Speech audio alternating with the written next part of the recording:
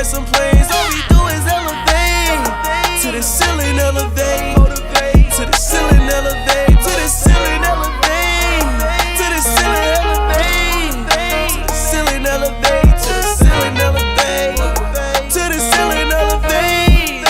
Yeah, the betrayal been applied, but ain't coming direct. All right, welcome back to another episode, man. Me and my boy Rob. It just took a while it took like an hour to set up, bro.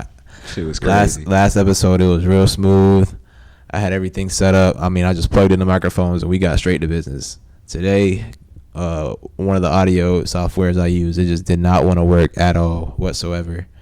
So I had to go download a whole new audio software, but we here now, so that's all that matters, bro. Sway in the morning. Yes, sir.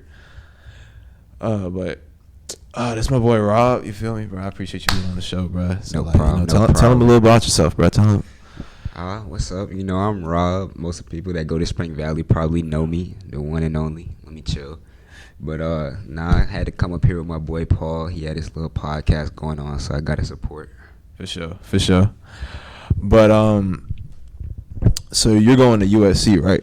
Yes, sir. You're gonna study computer science. Yeah, right? I'm thinking about changing it. Like, I got computer science, and then I got computer information systems. I got you. And so computer information systems is like computer science, but with a sprinkle of business. I got you. So like, what's your main goal with that major, and like, what draws you to that major? You feel? So basically, like, my main goal with the major was job security. You know what I'm saying? So like, everything's going with technology. So I was like, if I can get any type of major in technology, I feel like I'll have good job security. But you know, the goal is to own a business. Yeah, absolutely, yeah. That's essentially what it's doing with my major, because I'm majoring in environmental engineering. Yeah. And like, you know, you could always stop at like, you know, just getting a job, but the goal is to go ahead and start my own firm. Yeah. Afterwards, and you know, manage my own income. You feel me? Yeah, that's the goal, to elevate and not just be, you know, complacent. So that's why I really fuck with you for the stuff like that. I like that. So you know, you understand business like from many aspects, and you're still learning, and that's kind of scary to have the tools at such a young age. So like, bro,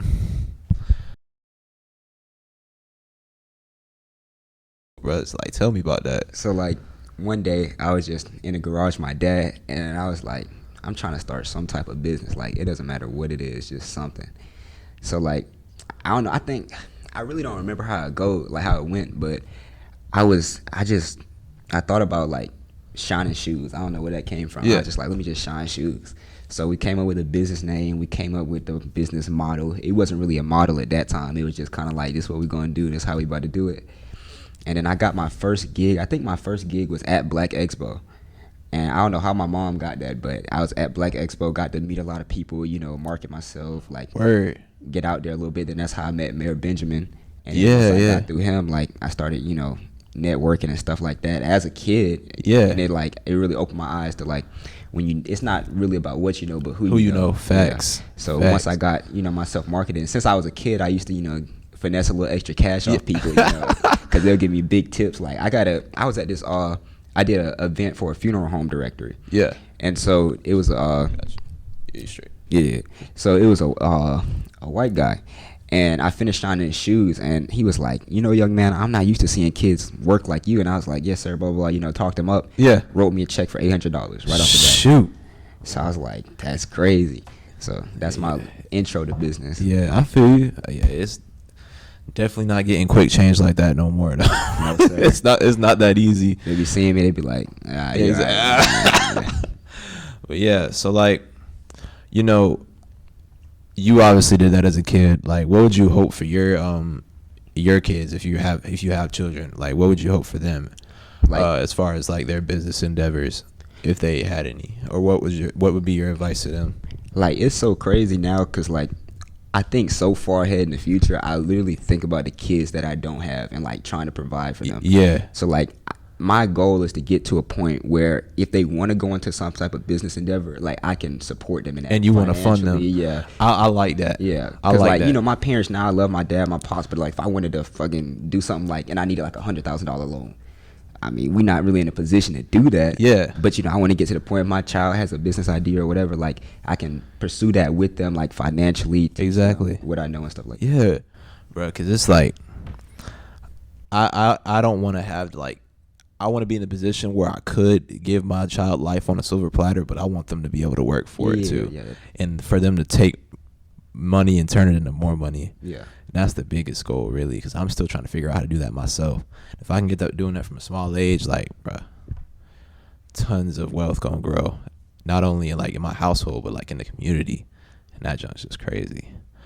But I know with that you have a lot of hard work, bro, that goes into your lifestyle, like state champion in track, you feel me, magnet program in school, going to a top university, you feel me. So there are always some people that may not, like, you know, damn, I done lost my train of thought, bro. Like, they don't always, like, see the end goal, you know, when you're doing all this stuff. So, like, what keeps you motivated when you're going through, like, all that stuff, you feel me? With you know my pops. Yeah. When my dad, he's 60, about to turn 61 this year. Like, most people don't know he's that old, but, like, not trying to disrespect him. But Yeah, bro. Like, I wouldn't have known. Yeah. Be working. But, like, Go. he flat out just works. And, like, he doesn't complain, gets up every morning, 6 o'clock on the dot, leaves the house, works. So I'm like, when I go and do stuff, it's like, what do I have to complain about? Yeah, like, facts. He's literally doing it right now, so I can live the life that I live. Respect. So I'm like, I have nothing to complain about. So that's what keeps me going. Word.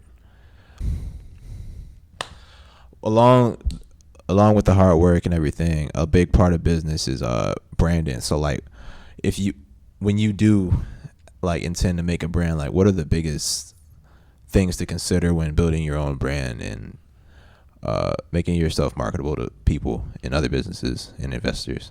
So basically, actually, my dad, I just finished, I was working with, like, a small business financial advisor.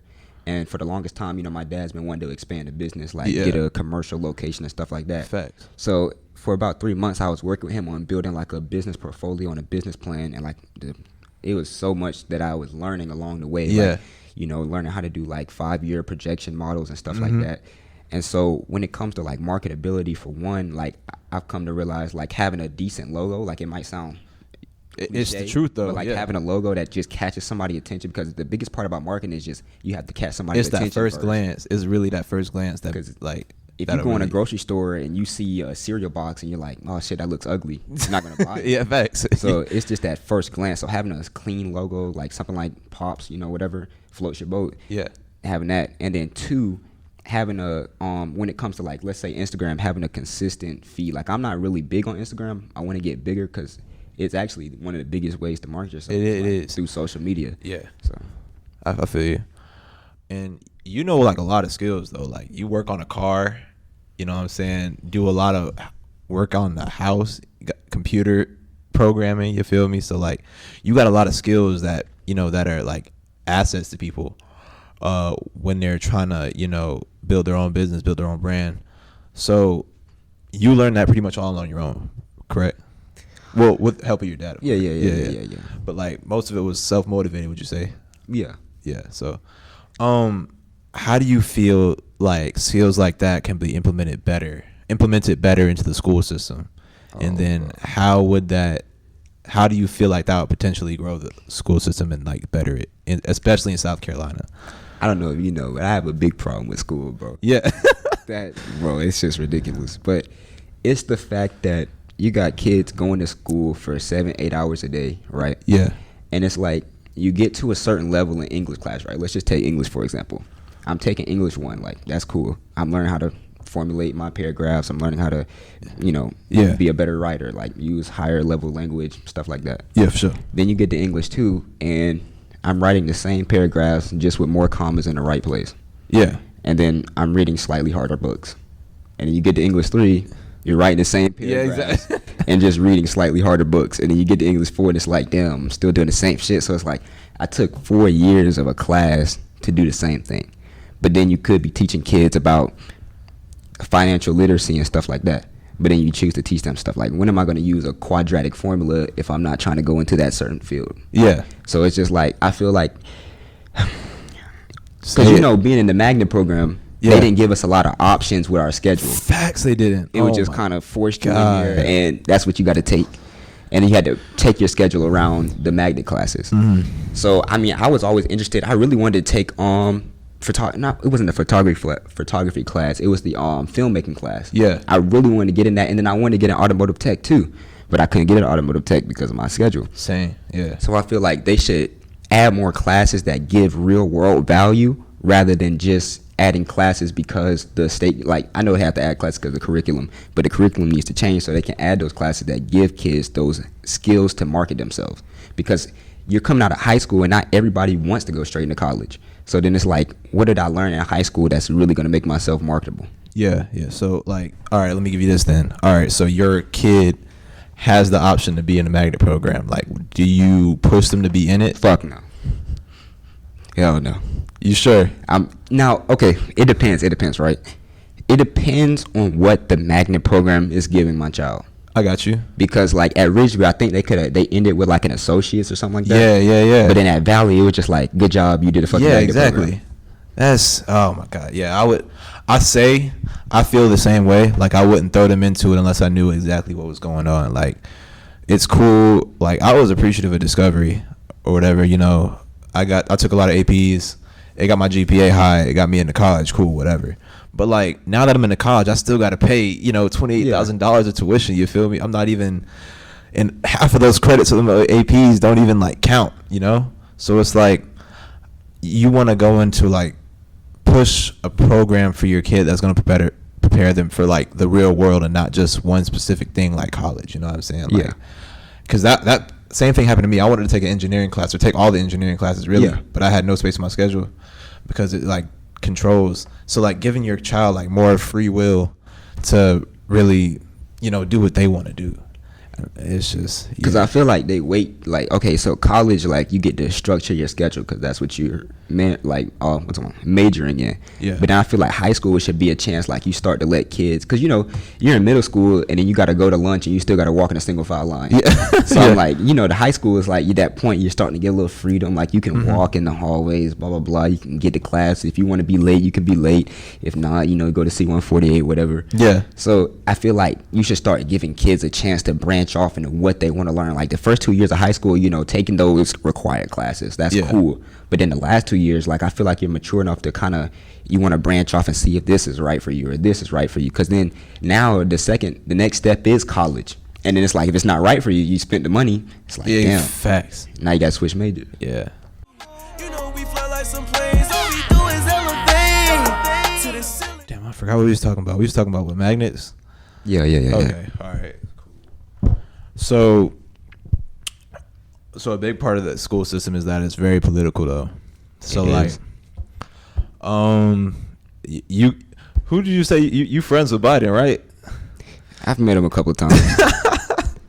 So, say you end up you build, like, a great net worth, right? Mm-hmm. And, you know, people with money, they usually try to get in positions of power. Yeah. I.e. Donald Trump. But, you know what I'm saying? So, say you build a net worth for yourself and you end up going into politics. What's on your political agenda? Is it more focused towards what's your campaign? Is it like finances? Is it more, you know, healthcare, you know, green initiative, schools? Like, what's like the main points of your agenda if you were to be a politician? I'm not gonna lie, I wish I would have brought my notebook because, like, I have a whole list of things. Like, America's basically fucked, like, regardless. Yeah. I would necessarily not, I say necessarily not, but I would not become a politician because, for one, half of them are goofies. Yeah. Like, they're literally just there to be a face. And so you look at America, it's like, it's so many different problems, from people on welfare, you know, you got school system, you got government funding. It's just so many different things of how they set it up. It's like, you have all of these laws and all these regulations that were made 200 years ago when people were moving to America and slavery was still in existence, but then you not changing them to, like, respond to the ever-growing, you know, system of America right now. Yeah, exactly. Like, that's like having a computer from 1982 and then now we're in, like, the 2000s. And like, what are you doing? To work with the same old system, bro? You can't do it. They're stubborn. Honestly, it's really just a big pattern. Like, racism isn't learned. Like, it's not. what's the damn word, bro? It's not. It's not inherited. It's taught. Yeah. And those same values are just being passed down into generation to generation. Like you see so many like the same families in places of power.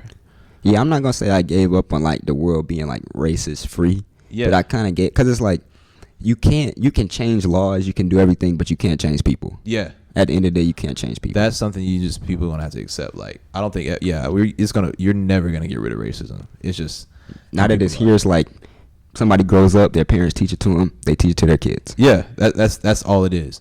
But what you can do is attempt to get bigger groups of people in legislation, because what does it do to just have that one black person in a room full of senators? Yeah. Like that's just one person. The vote is 2/3. It does need to be more diversified, because I feel like some people can't give accurate information because they're not necessarily from that demographic. Facts. So like I hate when people try to speak on a demographic when they've never experienced it. Like I'm not going to say it to an extent where like a white person can never say anything about a black person, black, but it's just certain topics that somebody might have more experience with because they've experienced it themselves. Yeah. And people just need to have a more open mind about it, to be honest. But that's a conversation for another day. Yeah. But on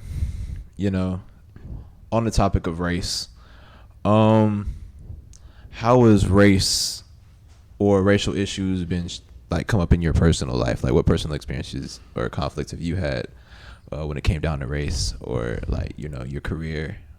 I'm not gonna lie. The first time I experienced racism, I was at Cracker Barrel. Yeah. And it was a white couple. Yeah. And I was walking out the door. I might have been like 10. I don't know. I was real young. And I opened the door and held it, because I've always been taught, hold the door exactly. for people. I held the door for his girl, and she walked through the door. And then I held the door for him, and then he looked at me and then walked through the other door.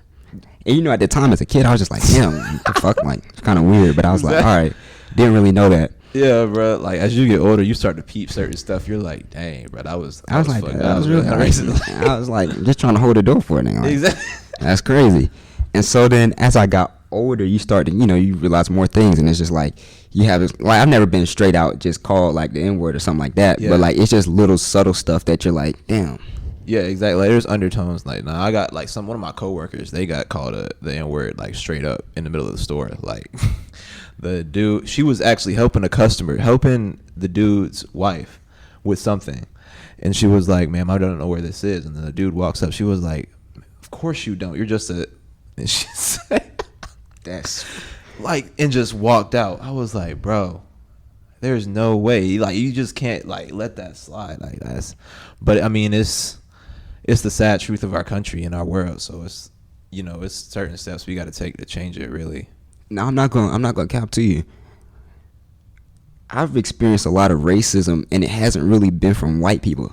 Like, people don't understand black people can be racist to black people, and it's really crazy. Like the first job I ever worked, I mean, it's like black people don't. We all talk about like, oh, we want to see each other succeed and all this other stuff, but like, that's cute to talk about on social media, but like, it doesn't really happen like that. Facts, bro. I swear, like some of like the worst hate is in the black community itself. And it's so bad. And it's the problem that it's kind of been created by like the history, because we've been oppressed for like we've been at the bottom for so long. Like, we all want to get to the top, but then sometimes we're willing to step on each other to get to the top instead of helping each other. Yeah, that's a big thing that I was talking about with Noble in the other episode. He said he wanted to make like a super PAC for black people. And like me and you talked about it too, having an investment group for black people too, like, because it can't just be one person with all the wealth, right? Yeah. It's like that creates money hungry, power hungry people that don't do any good for anybody. So like, it really does take a group, and you need to invest in each other in the black community too, because we were talking about like Black Lives Matter, like the organization, like all these donations, like where's the money going? You know what I'm saying? No, that's like, I was doing my own research in that, and I'm like, there's no way you just bought a $2 million house and you're the owner of Black Lives Matter. Said. That's different. Yeah, but I mean, yeah, I just lost my thought. But yeah, bro, it's really just a matter of who's willing to actually like step up and say these things. Because like, I promise you, I haven't seen many people unless they're at the top talking about stuff like this. But you don't really see too much of it. Like when you grow up in like, say, like a lower socioeconomic place, like the dream is like, oh, you always want to come up with your brothers, you know what I'm saying? Leave nobody behind. But like that doesn't always happen. And sometimes it's even because people like self-sabotage and like they just don't want to put in the work to do it themselves too. Like I can't like just carry you, you know what I'm saying? Like I've had that. Everyone has to do their own thing, and it's a pride thing too. And it's just a lot of factors. But that's a big problem. Not just with African Americans, just with, you know, I don't want to get you canceled or anything, but like, bro, it's like, a controversial podcast. Gender specific, like in the male population, like having a big ego, having a big facts. Oh my god. I don't want to take help from him because of such and such, or I'm not gonna do that because such and such. It is so bad, bro. It literally is. Like I swear, ego will get you killed sometimes. Like quite literally, or like in a figurative sense. But like if you need help with something, like bruh, you just gotta go ask somebody. Like like you gotta really use your resources. Like if you see someone, like if someone is where you want to be, why would you not ask them how they got there? Exactly. Like what's the problem with that? I really don't see the problem with that. Like because that one encounter can like change your whole like pathway in your career. It could have stopped you from doing something that really would have ended you, and you would have put you on the right track and saved you a whole lot of time and frustration and money. Oh my god. But yeah, that's essentially what it all comes down to. So what would a society that actually values racial and ethnic differences look like to you? What would it actually look like to me? So I feel like it wouldn't look like America, obviously. Yeah. It wouldn't look like China. It wouldn't look like anything on this planet. But it's like we're so far from it. It's like, how do you even see that? Like, it's like, because for one, they would have to change so many things, and government, they have to do so many things, but then you still can't change people. Like this, so I was talking to my mom about it. Like America, in my mind, America isn't inherently systematically racist, but you have a lot of racist people in positions of power, which makes it systematically racist. Facts, yeah. But not by law, but by the people that are in positions of power. Mm-hmm. So it's like you go through, you change the laws, and then it's like, all right, but then you could still go get a job at a Burger King and have a racist manager, and you get paid less. Yeah. But it's like, how do you change that? Because you can't monitor every little person in America. So there's like that's very true, because you can't monitor every little situation. It's always going to be this racist boss or this racist CEO or somebody who doesn't like this race or somebody who has a grudge against you. Like, it's just like, it's just people. It's people. At the end of the day, it boils down to people. That's really insightful, bro. I can't even think of like a solution to that though. Like, how do you change? How do you get everybody on like one unanimous same page? You know what I'm saying? Because like one of the biggest topics, like I always like, because I mean, I'm gonna say I have a journal. Like I write down stuff, like just do whatever in it. Yeah, me too. So one of the biggest things, like, you know, I love Star Wars and stuff like that, like sci-fi fantasy. But like most of the time when you think about Star Wars, you think about like, oh, they go to a planet. Like let's say they go to Naboo or something. Like it's not necessarily they have different states, but the whole planet is literally working together. Yeah. But I always think about, like, it's a cliche topic, but like world peace. But think about if we broke the language barrier, broke all the different barriers, and everybody on Earth was working together, like all the people in China, everybody in Asia, everybody in whatever, like everybody was just working together. Think about how much we could accomplish, because we're already accomplishing a lot separately and fighting each other. But if everybody was together, but then that would never happen because people. That's true, bro. So how do you think big businesses like factor in racism itself in this country? By like statistically, we're minorities. Yeah. And so that would mean that more people of a majority race would possibly be like in the higher echelon of businesses, because they have more people to run businesses. More businesses have chances to be Amazon or a Walmart and stuff like that, if you get what I'm saying. So let's take Jeff Bezos, for example. It's nothing that he did wrong inherently. Like, he's just being a great business person. Like, is he monopolizing Amazon? Kinda. But are we allowing it because we keep buying Amazon? Yes. So it's like, it makes it hard for these smaller, like, you know, they say mom and pop shops, stuff like that, to become I mean, people can still make a living off of it and retire from it if they put the right management positions in place, but it makes it hard to become a Walmart or to become an Amazon in today's age. Kind of like when back when they started, you know, they had the different, how do I want to say it? They had different laws back then. So, you know, people like can't think of their names right now. That's fucking me up. Hold up. We might have to cut this part, but let me see. Oh, like, fuck, Vanderbilt and all them niggas. I'm just going to say Vanderbilt. I can't remember the other niggas' names. But Vanderbilt and all them niggas, they were, like, monopolizing the railroad industry and stuff like that. They put themselves in that position, but then it made it harder for everybody else to get to that position. So, I feel what you're saying. So, you know, some of them do it maliciously and some of them do it just because they're being good business people. Like, fuck, if I was Jeff Bezos, I was making, like, $2 million a minute, I'd do it, too. But it just makes it harder for people to get to that echelon or that tier, if you get what I'm saying. So, do you think it should be like that, where it makes it harder to get to the echelon of the tier, or like, how do you feel about it? I think from an economic standpoint, like, it's no way to not make it like that unless we were just North Korea or China or something like that. Yeah. But it's like, I don't think they're doing it like, it's not inherently racist or anything, but it does, like, put a lot of black people at a disadvantage. All right.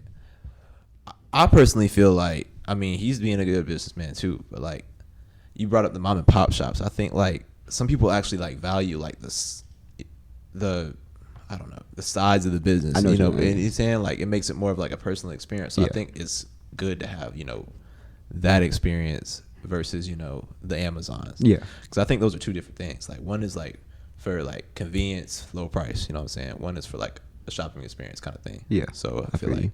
there's two sides of it. Do you think black businesses are entitled to more recognition? Why or why not? All right. Okay.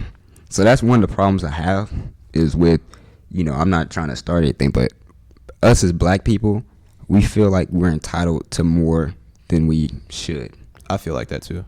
And I'm not saying that we're not entitled to anything, but some people try to push that agenda on like certain stuff, like, Exactly, oh, yeah. we need this because we're black and we're a black-owned business. So It's like, oh, okay, dude. Like everybody, it is that's a Hispanic-owned business over there. That's a Portuguese-owned business over there. Like, yeah, it's everybody's like, trying to get their everybody. dollar, you know what I'm saying? Yeah. So I mean, like, because it's like, do you give a person a stepping stool because they are a minority and they're black? Yes, because we are a minority in the country, but not just us. Every minority in the country should get some type of something when they create a business. I know they have like different loans for stuff for minority businesses and veteran-owned businesses and stuff like that. So yes, I feel like in that manner, it should be that way for minorities, but for just because you're black, no. Got you. I like that answer a lot. That's very inclusive, especially if you're a minority in this country. It's hard enough coming over to immigrate in itself over here and start something from nothing.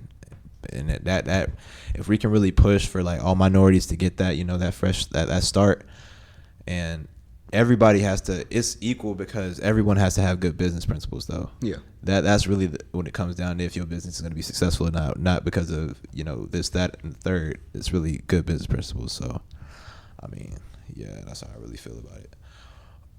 Damn, I think that's it, bro. That's really all I got for you. I wanted to pick your brain about businesses in general and how they really affect the world because I know you're gonna be a successful business. I already know. Like, I know you got the tools to do what you need to do. So I mean, it really just comes down to what you want to. If anything else you want to say, bro, like last footnotes. Last footnotes. Let's see. I guess I'll pick your brain for a few minutes. Oh shit! All right.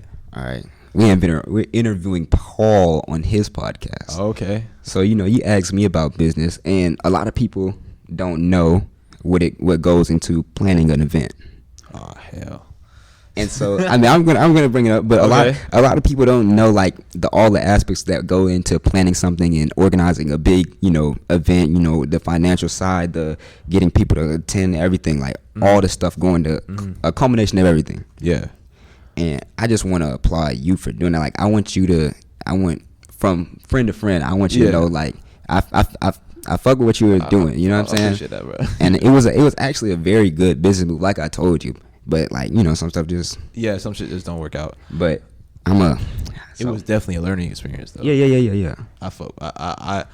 I wouldn't take back that experience for anything because now I can definitely like change like a few things. Yeah. and really like get shit like real. Cause like, I mean, with everything you go into, you want to go in with a mentor. So I found a mentor.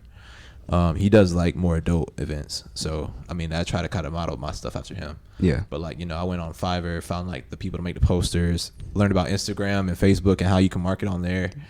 And it just kind of made the process easier. But like the biggest nerve-wracking thing was, you know, like you said, making sure people would come. Yeah. I had no, I'm not a party person, bro. I do not do anything like that. So really, it was more of like a financial thing, as you could tell. So I didn't know like people don't buy tickets ahead of time at a party like that, like at all. So like when I showed up to the party with only like 10 ticket sales, I was like, bruh, what's going on? And then it ends up with like 50 people coming. I'm like, oh, okay. And like they do it the day of. And if that were the case, I probably would have lowered the price. And if I knew that, and the price the night of probably would have been like cheaper, and then more people would have probably came. And it's like all those different factors that go into it, and probably like a more different spot too, because location is everything too. Because mine wasn't a good location. It was just the building event type, like the type of building it was for the event. I don't think it just fit as well as it should have. You know what I'm saying? So I mean, there was a lot of things that went into it, but at the end of the day, I'm appreciative. I might throw a little event up in Pittsburgh or in college or something like that, or when I come back or something like that. But yeah, it was definitely an experience. Well, yeah, it was a good learning experience. Those are aspects of a good businessman, like learning from your mistakes, but also you learned about marketing. You learned about getting people and organizing people in a group setting. Like it was just a whole combination of things that you learned off of that one experience. And a lot of people couldn't even pull that off to the slightest extent, not even to half of what you did. Yeah. But people can always judge. People can always say, "Oh, this and that," but them themselves would have never been able to even pull that off to begin with. That's really the biggest thing in this podcast is like people can say a lot of things. Yeah. You can come on here and say whatever you want, but at the end of the day, it's all about what you do and what you really do and what you add to this world and what you take away from it. You know what I'm saying? Like it's really all about the action. It's all about elevating. So I mean, that's really what comes down to it in your personal growth. So you know, I appreciate you coming on here, bruh. It gave me a headache setting this up. Yeah, that shit was different. But yeah, we got it down. I might have to come you back on here again. Part two. Yeah, just a part 2 because I'm not content with the way this happened. You know what I'm saying? I feel you. So we coming back with part 2? Yeah, we got to, bro. All right, part two.